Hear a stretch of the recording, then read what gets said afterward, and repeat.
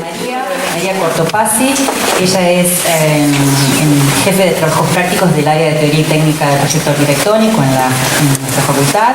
Es miembro del colectivo Matéricos Periféricos, es miembro de la red Heritage Experience Landscape.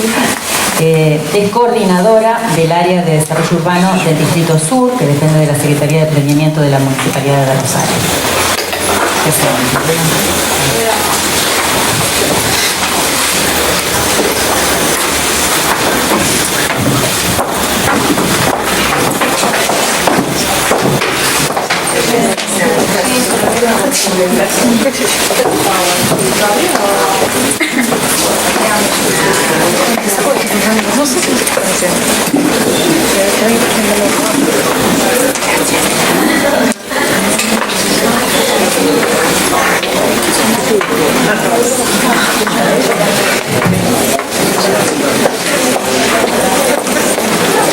Nadie, vamos a mi cartera. Ciertas interpretaciones en la sociedad. Leí en algunas de las redes sociales reiteradas veces que los derechos de uno terminan cuando empiezan los de los demás. Además de que esto corre el eje de la problemática y del debate sobre el reconocimiento docente y la defensa de la educación pública, pone en foco otro de los problemas sobre los espacios públicos actuales y sobre el pensamiento de los espacios públicos actuales. Digo, bueno, ¿qué es esto de que los derechos de uno terminan cuando empiezan los de los demás en relación a lo público? Hablé con una abogada, compañera mía de trabajo, y me explicó que esto no es ley, no existe, no está dentro de la Constitución, sino que es una de las tantas máximas que tiene el derecho. Entonces, pensamos, ¿con qué derechos nos regimos para hacer uso y sobre todo pensamiento acerca de los espacios públicos hoy? ¿Y por qué en realidad no son accesibles a todos por igual? Entonces, de esta nueva perspectiva, la de las redes sociales, la de los medios de comunicación, los espacios públicos no son más los espacios que dan lugar a las relaciones sociales, sino que están atravesados por estas redes de derechos, pero en realidad en estas redes habitamos nosotros los espacios públicos.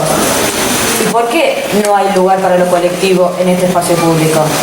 Entonces entran a jugar otra de las máximas del derecho, que son los derechos difusos. Hablamos de derechos individuales y de derechos colectivos. ¿Cuáles priman su uso?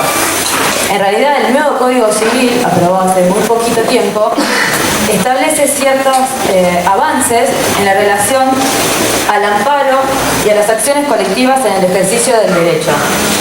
Por lo tanto, lo que a mí me parece que es el mayor avance es el que el derecho común prima sobre el derecho individual cuando nos referimos a lo público. Todos sabemos que es en el espacio público físico y de expresión de lo colectivo donde se produce la manifestación compartida de una comunidad. Pero parece que esto hoy en día se contrapone con el fenómeno de la comunicación masiva de estos mismos sucesos. Porque los medios de comunicación, masivamente o individualmente, uno desde Twitter o cualquier red social personal, tiene la capacidad de generar una otra realidad de esta misma manifestación, porque la atraviesan, por supuesto, intereses personales. Entonces, suplantar un suceso real, político, como es la manifestación de un colectivo, en otro suceso virtual, producto de la comunicación intencionada de esa realidad. La vida pública, los movimientos sociales, las acciones colectivas, sí o sí tienen lugar de manifestación en los espacios públicos. Como decía anteriormente Silvina, desde que uno deja el ámbito privado, se convierte en la manifestación de lo público. Pero si hoy en día estas manifestaciones de las que estamos hablando no son replicadas por estas máximas de la comunicación, no existen como tales expresiones. Entonces, los nuevos espacios de lo público son recreados por necesidad o por acción en un momento en el que dos o más personas se expresan, actúan. Por lo tanto, son espacios de la comunicación, espacios del acontecimiento cultural comunicacional. En este sentido, el espacio público es el espacio de las libertades, pero también de las responsabilidades. La amplitud de actividades y comportamientos que permite solo estaría condicionada, en este caso, por el ejercicio activo de la tolerancia. Y sobre todo, hasta qué nivel de riesgo estamos dispuestos a superar para que la manifestación sea expresada y sea replicada y sea retuiteada, como decimos normalmente. Entonces, ¿de qué estamos hablando? De modos democráticos del uso y del pensamiento del espacio público. Lo público ya desde una dimensión meramente mediática, de comportamiento de las personas. Lo público de habitar un lugar común y el derecho público que tenemos todos los individuos de expresar nuestros deseos, de nuestros conflictos y sobre todo de expresar la violación de nuestros derechos. Entonces, todos estos conflictos sobre lo político, sobre lo público, están en otro nivel, están superpuestos en layers a la base territorial que son los espacios. Y si bien el acto de la manifestación pública es el soporte que le da uso, el soporte de uso, está en continuo conflicto con la popularidad de su representación. Y también por la supuesta inseguridad que le genera a los usuarios no espontáneos, o sea, las personas que entienden que tienen un uso masivo de ese espacio. Quería contar un ejemplo muy cortito de un proyecto que hicimos con los vecinos el año pasado en el presupuesto participativo del Distrito Sur, que era dotar de equipamiento público nada más que al cantero central de Boulevard Seguí, convenido entre San Martín y Ayacucho, que hoy solamente tiene unos arbolitos y unas pocas luces. Para nosotros era sumamente importante que ese espacio, que es un espacio verde, se convierta en un espacio verde recreativo. Sin embargo, la mayoría de los vecinos que estaban ahí nos decían que no, porque si una persona se sienta en ese banco, se va a sentar en ese banco a mirar las casas de los frentistas que dan a Boulevard Seguí. Entonces, esta inseguridad que le genera a ellos es la inseguridad que genera la popularidad de estos espacios. Nosotros estamos acostumbrados desde nuestra disciplina, o al menos desde mi lugar de trabajo, sobre todo de planeamiento, a veces analizamos un sitio y decimos, bueno, a este lugar le falta cierta cantidad de espacio verde público. Pero, ¿qué se necesita realmente para que ese espacio se convierta en necesario? Porque, digamos, ¿qué pasa cuando el uso que le da la gente no es el deseado por los profesionales o por la disciplina? Nosotros le damos una utilidad al terreno, le damos un valor, le imponemos un uso, pero el verdadero valor es el que le da a la gente que se ganó el derecho de uso. Y una vez obtenido ese derecho empiezan nuevamente a jugar las libertades individuales y colectivas. Y de nuevo, hasta dónde tenés derecho vos y hasta dónde tengo derecho yo en la interpretación del espacio.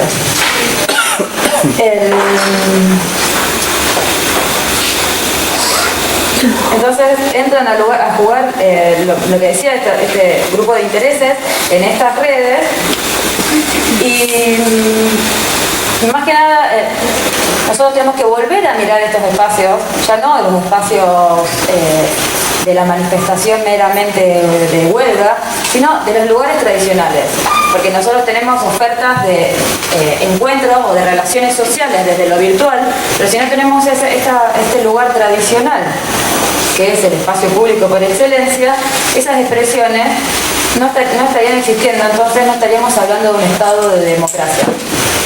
Y en realidad, ¿cómo se deben parecer estos espacios de la democracia? ¿Cuál debe ser el vínculo entre la población y el objeto creado desde una oficina técnica? Estas son la mayoría de las dudas y de las incógnitas que se nos presentan en la mesa de trabajo, al menos desde mi lugar, desde mi ámbito, en el Distrito Sur de la ciudad. Obviamente no tengo la respuesta, por eso también esto es una mesa de debate, pero sí lo que considero es que los espacios públicos, así como un espacio más del habitar en sociedad, debe estar en sintonía con las actuales manifestaciones de las personas y de los colectivos. Y es en ese contexto en el que el proyecto debe intervenir. Saltate el micrófono. Perdón.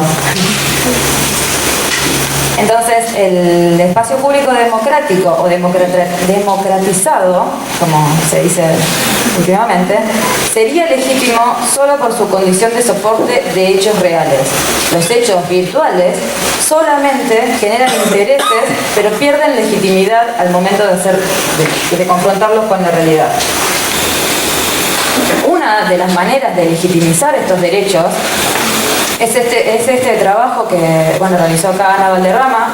Los 3 ejemplos que voy a mostrar son ejemplos que trabajé con ella y que trabajamos desde la ciudadanía, desde entender la ciudadanía, hacer participar la ciudadanía en la proyección de los espacios públicos. Acá se desarrollaron 14 plazas, acá están los flyers, solamente 10, con jornadas de trabajo con niños y niñas de las escuelas del distrito sudeste, en este caso, de centros de salud o centros Crecer en su momento, no sé si ya eran CSB, parece que era el centro Crecer. Además de la gente del Distrito Sur, que en ese momento Ana Valderrama era la coordinadora de desarrollo urbano, trabajaban actrices, psicopedagogas, y se llevaban adelante estas jornadas en las que los niños expresaban sus deseos, sus ideas de cómo querían las plazas. Se trabajó poéticamente, artísticamente, con el movimiento de los cuerpos, y eso, obviamente, todo este material fue llevado a las oficinas técnicas de la Secretaría de Planeamiento para la realización de los proyectos, pero donde digamos, entra mi participación es en los murales. La idea era realizar un mural en cada uno de estos pequeños espacios públicos que disponía el Distrito Sudeste. Quiero hacer una aclaración que de las 14 plazas llevan hechas 3, nada más. Y a pesar de haber sido votadas en el presupuesto participativo ya 2 veces. Y uno de estos murales lo pudimos hacer, efectivamente, con los mismos niños que trabajaron en los proyectos o en los deseos. Y trabajamos en ese momento yo era becaria de la Facultad de Arquitectura, en la Secretaría, trabajaban los coordinadores de desarrollo urbano, las actrices, las mismas personas que habían llevado adelante las jornadas de anteproyectos. Este es el mural terminado, creo que es el único que se pudo efectivamente hacer. Y además de la idea de reproducir uno de esos dibujos que realizaban los niños, era que cada uno de los chicos que participaban podían traer de su casa o bien de camino de su casa al lugar de encuentro lo que a ellos les parecía que le podía servir al mural. Entonces era como poner un granito de arena más y afianzar un lugar de participación y de anclaje en un espacio público que aún era inexistente. Esto está sobre la pared de un centro de salud en el barrio Tío Rolo. Esto, a su vez, sirvió como, esta de Sueños de Plaza, sirvió como antecedente para que después en el Distrito Sur se lleve adelante otro programa que se llamó Manos a las Plazas, de prácticamente la misma metodología de trabajo, excepto que acá se trabajó en una de las jornadas con niños de 2 a 5 años, o sea, preescolarizados, lo cual obligó, en particular a mí me sorprendió muchísimo, ahora que tengo una hija de 3, más todavía, la capacidad de interpretación de lo que se espera de un espacio de niños de preescolar. Se trabajó, bueno, les digo lo mismo, de relación con el dibujo, relación con el cuerpo, con el juego, sobre todo con los deseos. Y en este lugar en particular, en el Distrito Sur, el barrio en el que se llevan adelante es el barrio Molino Blanco. No sé si todos saben, el barrio Molino Blanco es un antiguo asentamiento irregular de la ciudad que fue intervenido por el programa Rosario Hábitat 1 y 2 y que se le proveyó servicio, se abrieron las arterias más importantes para que se pueda circular y por lo tanto poder llevar los servicios, y fundamentalmente se hicieron convenios para la escrituración de las viviendas. Al ser un asentamiento irregular, este lugar casi no tenía espacio verde público, espacio abierto o al menos espacio como para proyectar esto. Por lo tanto, los 3 proyectos que se llevaron adelante fueron así como ir codeándose con las viviendas y tratar de encontrar un lugarcito para que las relaciones sociales se puedan llevar adelante en este barrio. estos son los sitios más o menos como estaban en su situación original. Estos sí se llevaron adelante, los 3 proyectos. El que está a su izquierda, hoy en día tiene una pista de skate, porque los chicos del barrio entre 10 y 16 años practican skate, y entonces ellos mismos intervinieron en la plaza, la modificaron, si bien es una de las pocas que se hizo en base al proyecto original. Hoy, en 2015, presentaron otro proyecto, lo trabajamos, hicimos una pista de skate. Todavía no se llevó adelante porque el municipio de Rosario tiene ciertos reparos para la ejecución de pistas de skate. Pero al margen de todo esto, yo lo que quería decir es que en estos casos, para mí, el acceso a los espacios públicos está ausente de toda política pública, no solo ausente de servicios ni nada. Y dada la necesidad de sus habitantes, el anteproyecto no podía estar ajeno a esto. Por lo tanto, la participación ciudadana de todos los grupos etarios, como si se veían los flyers, las diferentes edades, en el proceso de pensamiento, pasa a ser una de las posibilidades de devolverles los derechos como ciudadanos. Este es otro ejemplo que es solamente un proyecto, es un concurso en el cual se quería concientizar, una de las maneras de concientizar plasmada en un espacio que la represente.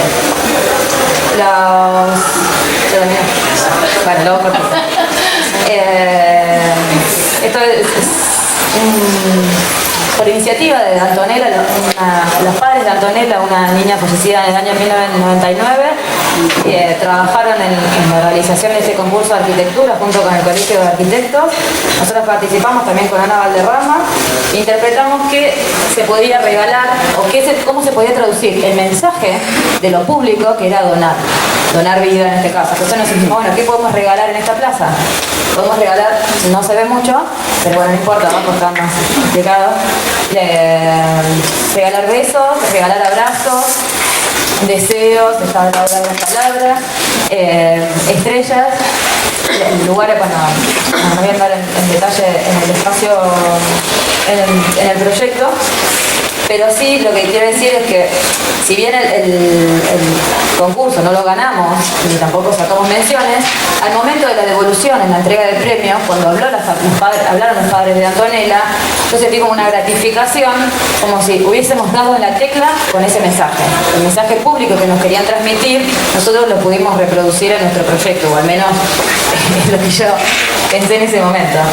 Y este es otro de los proyectos, el último ya, de cuando los derechos de uso de los espacios trascienden las fronteras de una ciudadanía. La vulnerabilidad de estos espacios entonces se encuentra expuesta a la mutilación de sus tradiciones. Esto sucede varias veces, reiteradas veces, cuando un lugar, una ciudad o una región es declarada Patrimonio Cultural por la UNESCO. Entonces, la gente casi como que se ve obligada a no modificar ni su ropa, ni sus espacios, ni sus casas, ni nada. Y esto un poco va para atrás en relación a lo que se quiere valorar, a lo que se quiere proteger. Entonces, este es un concurso en el que se quería renovar el casco histórico de Fez, una ciudad del Marruecos, por un lugar que pasaba un curso de agua, que obviamente, dada la tradición de su trabajo en la ciudad, que era el teñido de cueros, el secado de los mismos, generó una alta contaminación. En Fez, como la mayoría de las ciudades de Marruecos, no tiene espacio público abierto, sino que el espacio mayor es el espacio de la meditación y del rezo. Entonces, la idea era trabajar en este lugar, reconvirtiéndolo, dotándolo de equipamiento turístico, gastronómico y bueno, sobre todo del espacio público para atravesar ese pequeño curso de agua que en realidad es aparte de lo que le dio sentido a la existencia de FES. Nosotros trabajamos con los patrones, como vimos antes, patrones de trabajo, patrones de objetos, patrones de uso, y tratamos de reproducir esto en el proyecto. Y no voy a andar más ahondar en lo cultural, pero en realidad lo que yo quiero decir con este último proyecto es que lo que está en juego en la valoración de la relación del espacio público y el consumo cultural es precisamente la noción de cultura como mayúscula que ha tenido mucho más cercanía a la calle, reitero como decía Silvina, que a la casa, a lo público que a lo privado, y reflejando la aspiración de una identificación. Esta identificación entendida como derecho propio dentro de un marco del derecho colectivo.